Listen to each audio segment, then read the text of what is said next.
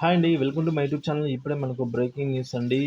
AP ప్రభుత్వ ఉద్యోగ సంఘాలతో ముగిసిన చర్చలు. నిన్న జరిగిన మీటింగ్‌లో సంబంధించి పెండింగ్ సమస్యలపై నిర్ణయం తీసుకున్నారా? ఈ నెలలో క్లియర్ అయ్యేనా అనైతే చూస్తున్నాము.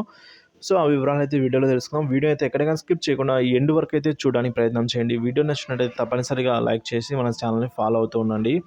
ఇక వివరాల్లోకైతే వెళ్ళిపోదాం. ఎలాంటి నిర్ణయాలైతే లేకుండానే ముగిసిన ఉపాధ్యాయ సంఘాల చర్చలండి. సో, పరిష్కారాలకు హామీ ఇవ్వని బొత్స. ఇక ఉపాధ్యాయ సంఘాల నాయకుడు మంత్రి బొత్స సత్యనారాయణ గారు బుధవారం నిర్వహించిన చర్చలలో ఎలాంటి నిర్ణయాలు తీసుకోలేకుండానే ముగిసింది.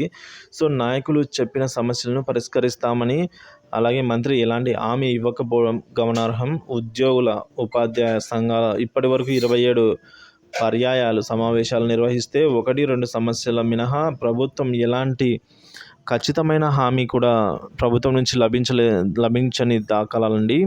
సో, పాఠశాలల నిర్వహణకు నిధులు ఇవ్వాలని కోరగా మంజూరుకు ప్రయత్నం చేస్తాము అని అన్నారు. ఇక పదోన్నతులు, నియామకాలు ఒకే విధమైన విద్యార్హతలు ఉండాలని నాయకులు కోరగా పరిశీలిస్తామని సమాధానం ఇచ్చారు. ఇక నూతన పురపాలక సర్వీస్ రూల్స్ మేరకు బదిలీలు, పదోన్నతులు చేపట్టాలని కోరగా ఉత్తర్వులు 117 ప్రకారం చేపట్టేందుకు దస్త్రం సిద్ధం చేస్తామని అన్నారు. అంతర్జిల్లా బదిలీలకు ఈ నెల 31 తర్వాత ఉత్తర్వులు ఇస్తామని మంత్రి తెలిపారు. ఎన్నికల కోడ్ అమల్లో ఉండే సమయంలో బదిలీలకు ఎలా అవకాశం ఉంటుంది? జీవోఈ నెంబర్ 1 ఖాళీలు భర్తీ చేయాలని కోరగా విద్యా సంవత్సరం ముగిసిన తర్వాత రిలీఫ్ అయ్యాక ఉత్తర్వులు ఇస్తామని మంత్రి ఈ విధంగా పేర్కొన్నారు. సో, ఈ విధంగా అయితే చర్చలు ముగిశాయని అయితే చెప్పుకోవాలండి.